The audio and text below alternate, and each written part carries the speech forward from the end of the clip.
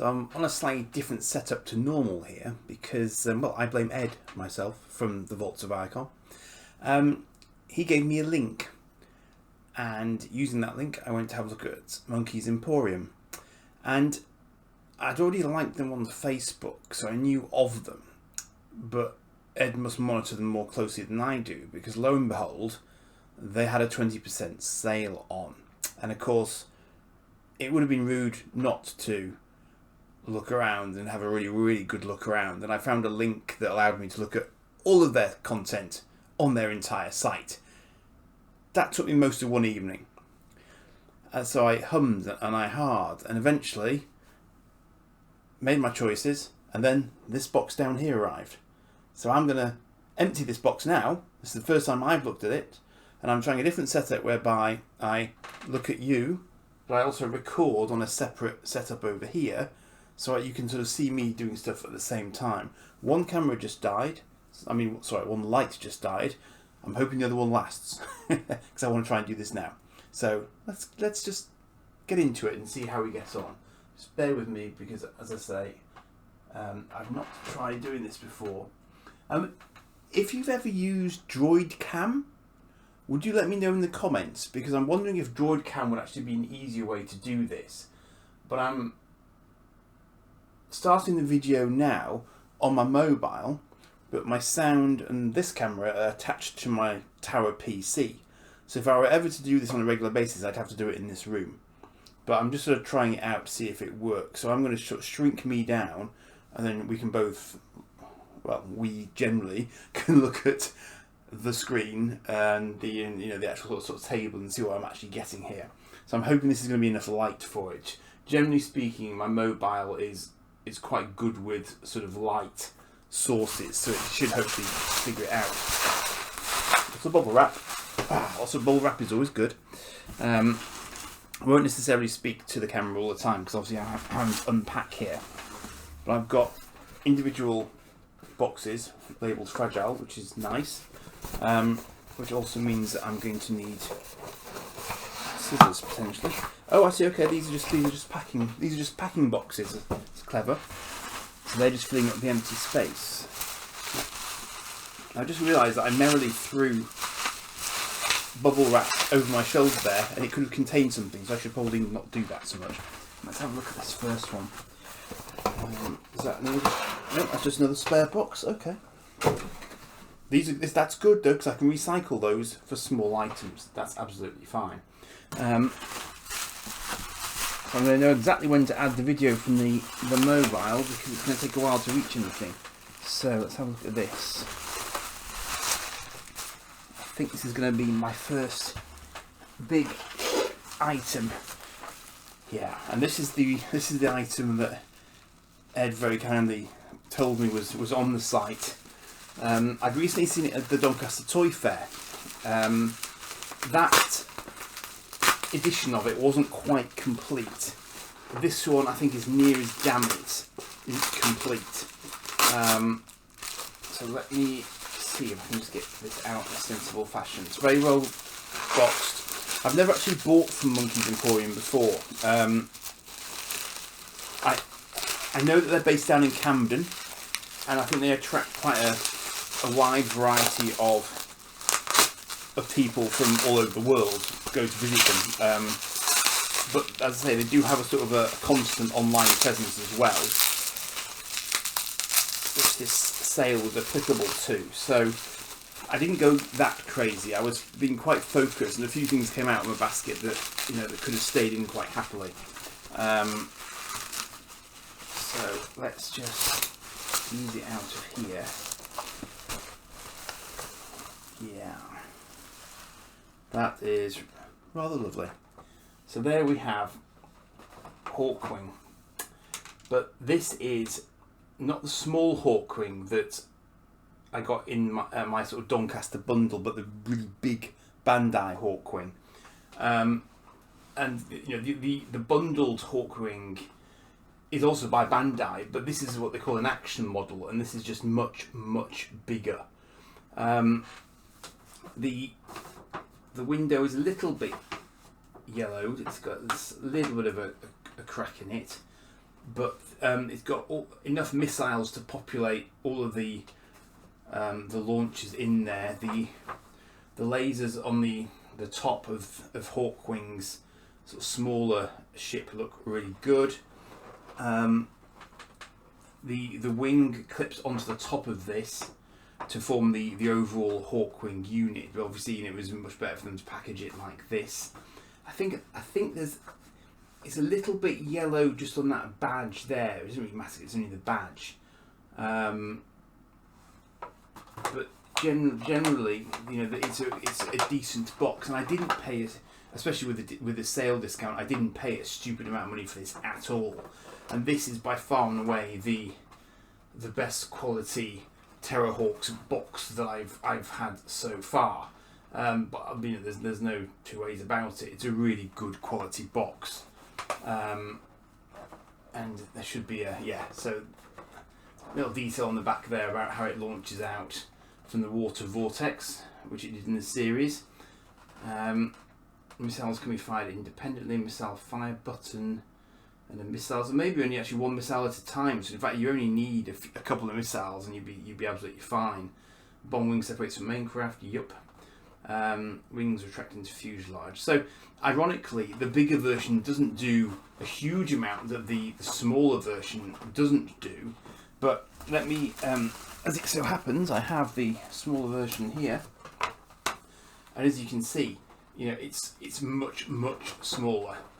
There's not even any sort of real comparison between the two size-wise, so kind of difficult to do it side by side. But that's them on the same level, and you can probably just about figure out exactly how much bigger one is compared to the other. One you get sort of silver laser guns on the front, the other one's just got black plastic laser guns. Same overall principles apply, and they are modelled very similarly. Which I guess you sort of expect. A few little differences here and there. There's definitely more surface detail on the larger model, especially at the top. So now I'm just looking at the larger model again, and I'm thinking that's probably been out of its box. I'm wondering if the other missile is actually in the missile launcher at all, because there's tape over the missiles, so I wonder if that's just been put there to keep them in place. But I can't see anything holding the actual Hawkwing in place in the big box. So that's kind of interesting. I'm just wondering if it's ever actually been out. Let me just move the small one out of the way. So I can't. There's no tape. There's not. So maybe it's not actually sealed as such. So I might. Well, I mean, when I come to do the main video on this, I will certainly have a delve into that. But funny story. I think this was the source of idiocy on my part when I was getting Terrahawks toys for Christmas once, because I think I had a go at my mum, because I think I wanted this, but I got the Battlehawk. But when I thought about that as a confession, it occurred to me that the naming of these things is hopeless for parents who don't know what the series is all about, because everything ends or has Hawk in it. So Battlehawk, Hawkwing, Tree Hawk, Space Hawk. You see where I'm going with this. So a parent not knowing exactly what Hawk you wanted would probably go for the biggest, most impressive looking one, which to my mum's eyes might well have been Battlehawk. So I completely get why she would have done that. And indeed, you don't really know which ones were available in the shops when they went in, of course, because it's not like it was the internet in those days. You went in, you got what was on the store shelves. But really nice to have a couple of boxed examples so quickly together. But I think because I'd mentioned that I'd got one set from Donny, that's why Ed let me know that one was available from them. So really nice thing to have. And I will be interested to see if there's any other. I don't think there are any instructions per se apart from what's on the back of the boxes, which is sort of curious, sort of not, because they're not overly complicated. Now, what else did I get? Now, as you might know, I'm a fan of this particular version of the Bat. I might need to lift that up for you. This is the Azrael Batman, which featured in Night's End, Nightfall. He was a sort of an armoured version of Batman, but from the sort of mid-90s. So when I saw this, I felt it would be rude not to, because I quite like the sort of the Marvel DC crossover-y sort of stuff. It's always quite interesting how they sort of mix and match the two universes. But also, I wasn't aware that he'd ever done anything sort of crossover-y with Marvel. So I thought it would be rude not to, basically, on that basis. So that was another little pickup, and all of this had 20% off it. So you know, it was a bit of a no-brainer. I won't bother. Actually, I could bother unpacking this. This is just lots of random stuff on there. Lots of random stuff.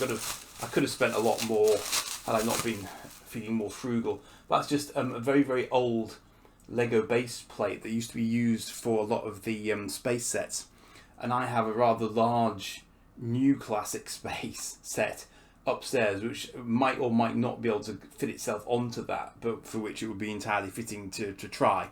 So I hadn't thought about those for years, and I just saw it listed, and I thought, yeah, again, it would be rude not to. It wasn't massively expensive, but you just can't get them anymore. I mean, I think in these days, even the basic idea of the base plate has changed, so you can't sort of get it.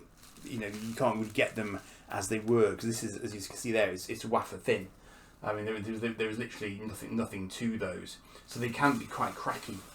But that one's fine. A little bit of a mark on it, but I knew that when I was picking it up, so I'm not really fussed about that as a concept. Oh yeah, I've got what it is. Now, this again is not something I was looking for, but something that I fell upon, and I would have been quite happy with it loose. But I think I have seen this on occasion on eBay auctions and kind of wondered about it. You know, it's a genuine unboxing when there's a lot of crinkly noises.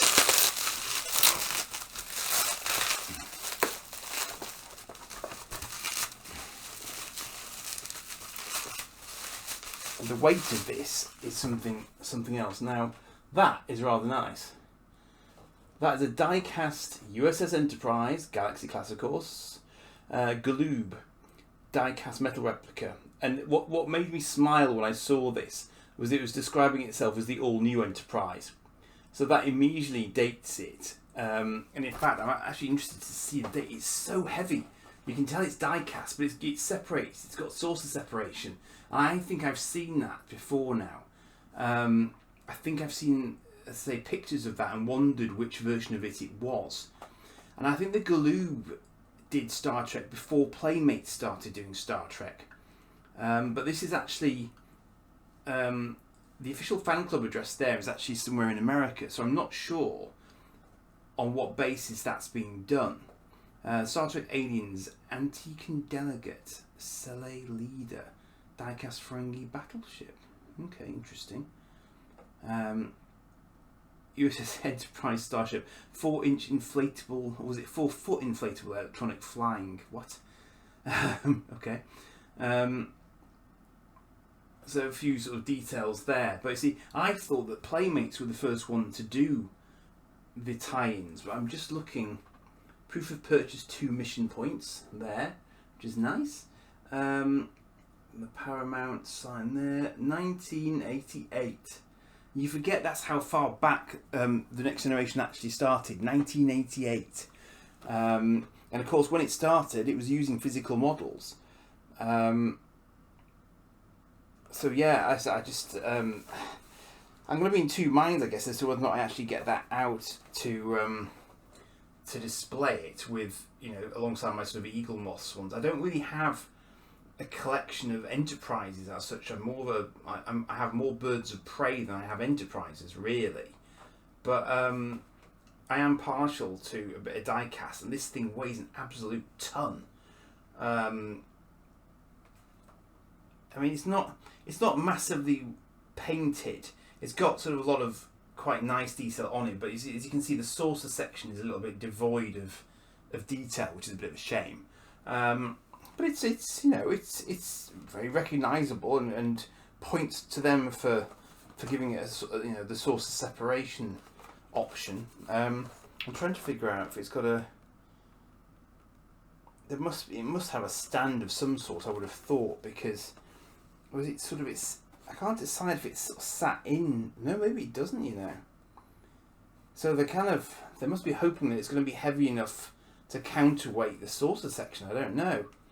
Well, that's kind of an interesting one, because I would have expected it to have a stand at this sort of weight, but that was another entry in the box. Let's see what else. That's a piece of cardboard. Piece of plastic. Oh yes, I did. I couldn't. It's one of those ones where I couldn't quite remember if I'd actually ended up going for this one, going for this guy or not.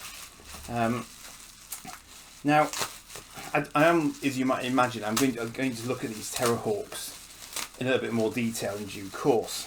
But one thing I didn't pick up from Doncaster was any of the action figures. So here we have Hero. Now, I went for Hero over Dr. Neinstein, which might seem daft, but the reason was he's got his little gun arm, which their Neinstein didn't have. So I thought, by way of example, I'm getting serious Harry Potter vibes off him, but he did have specs.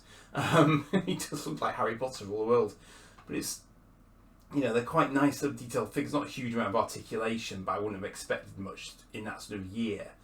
And I'll be interested to sort of size him up against other sort of kind of playmatey sort of figures and so on, just sort of see what sort of size he is. I've not had a carded one of these. Maybe I should pick up a carded one so I can get a bit more detail on who actually put those together. But nice little addition just to have a look at alongside the die casts. And I mean, I'll come to this when I do the Terrahawks video. But interesting thing about this is that I've mentioned in other videos, I didn't have Thunderbirds toys growing up. So the only Jerry Anderson series toys I had were those Terrahawks toys, because they came out in sort of 82, 83, and I was just about the right age toy-wise to hit that then, and have that. So, for me, those are my Jerry Anderson toys, but Bandai would come back and do more Jerry Anderson toys in due course, because of course they would do some of the pullback Thunderbirds toys, even though it was actually Matchbox who arrived first in producing the main Thunderbirds toys in Britain. But I suspect Bandai were probably producing them for quite a while in Japan, and when Bandai seemed to have sort of put their head over the top of the wall in the UK and possibly Europe generally with different companies with actual Bandai subsidiaries, and I wonder if that's why they were able to get that license for Terrahawks at that time. I don't know for sure. I might need to do a bit of reading up before I do a separate video, but it's interesting anyway. Got a few little Autobot Ladybird books. You used to get these in doctor surgeries all the time because people would just sort of give them in, to keep the kids happy when they came into the doctors. So we've got Autobots Fight Back, Megatron's Fight for Power, Decepticon Hideout, and see, that's quite a late one because that's got Galvatron on it. So Ladybird must have been doing these for quite a while, and they do them sort of kind of per the toys rather than per the animated series. Although that's quite animated looking. That's not exactly like the toy. That's also what's Lightning Strike. I think I might have that one ready actually. And Laserbeak's Fury. And it is actually Laserbeak rather than Buzzsaw as well, so fair dues to them. So I just got those because getting 5 of them was actually cheaper per than getting 1 or 2 for some reason. So that was a nice little bundle to get. So as you can see, I mean, I could have got absolutely anything going from them. They had a really eclectic mix for like a physical place. You see this a lot on this sort of eBay stores. Some of them have completely wacky range of stuff, but when you're getting it from a physical store, you can be a little bit more confident that what they've got is actually a good quality example, because if they're going to present it to people in the real world, it's got to stand up to scrutiny. So there is that. What else have I got left in here? Ah yes, I did remember that I got this one. If I can get it out. And this is one of my typical sort of left field pickups, which no one else really remembers apart from me, although people do tend to recognise them quite quickly. Now this is a Ren action figure from Pirates of Dark Water, which was an animated series. I've no idea exactly how popular it was overall. But it had a sort of a good style and sort of characterization to it, all of its own. So I've got the head pirate figure, whose name won't come to me, but this is the hero character, Ren. I think he was the guy who had the sort of the compass that was going to lead them to a solution to their, I think it was called Dark Water. Yeah, it was Dark Water that was sort of plaguing their planet. So that was quite a nice thing to see, and I hadn't been looking for it particularly, but when it popped up, I thought, yeah, it'll go with my other one. Interestingly, he's much bigger than Hero, the Terrahawks figure. He's a good centimetre bigger, so there's already a difference in scale there. Oh yes, of course. Oh, this is. I wouldn't say it's the best till last, but this is utterly random. I couldn't even tell you exactly why I've gone for this in particular. I mean, I kind of know, but when I saw it, I thought, is it that one, or did I have a different one? But I'll show you it anyway. Now, I used to spend an inordinate amount of my time running around with something like this in my hand. This is not a quasar gun. It's a quasar gun, apparently, Quaser. I'm going to have to look up some details on it. But if that reminds you of anything, I'd be very interested to hear what you think that reminds you of. For me, I went and checked if it was a V weapon. Then I thought about it being a sort of like a more sensible version of an old TOS phaser. Then I just decided that I probably had one of these because I have always loved laser tag games. They're not as painful as paintball. And I used to play a lot of Quasar when I was, in my sort of early teenage years, and even when I went to university. I was actually captain of the local Quasar team when I went to university. I kid you not. That is my one great sporting achievement, apart from a bit of 10-pin bowling. But this thing, I just thought was a thing of beauty. And it kind of, as I say, it kind of reminds me of several different things at once. But I'm pretty sure that I had this. I can still get my hand into it. It's got quite a good trigger action actually as well. So, that I just think was just lovely. When I saw that, I thought it would be utterly rude not to pick it up because it is just such a terrific looking piece of kit. I'll be fascinated to find out if it actually still works. It might do. I don't know. And I feel a new sort of new avatar image coming up with this on it because it's just brilliant. I'm definitely gonna have to delve into it. I mean, I'm trying to think when it was that I first had these. It reminds me a little bit of Starbird era stuff. I feel like I had one of these when the MB Starbird was out, or shortly thereafter, when electronic toys were just starting to come in. And so you got these that were supposed to work kind of outside, but their range was really limited in broad daylight. But I do remember running around the front garden of my parents' house with something similar to this. I'm not sure if it was this one though. But yeah, I just thought it was cool. It wasn't expensive either. I just thought it was cool.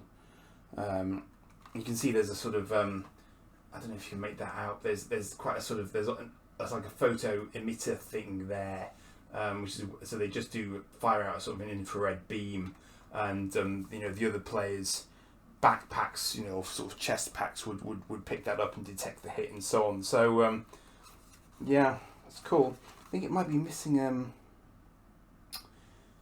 wonder if it's missing a.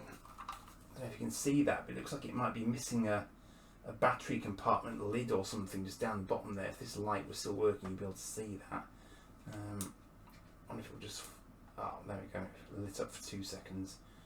So it looks like there ought to have been something down there. So maybe it's just missing a little end piece, which is a bit of a shame. Yeah, I think it is. I think there's ridges there that could have gone round it. But I might still be able to put batteries in there and get it up and running, even if I have to hold them in temporarily. So that's okay. But it presents well anyway, if nothing else. And I don't think they said it was working particularly. So fair dues. So yeah, I mean, let me know what you think about this sort of format as a concept, because it's a little bit different to what I normally do. And if you do know whether or not the Droid, was it Droid Cam or something like that, app is any good, I'd be interested to hear that as well, because that will just let me film at 2 different angles at the same time.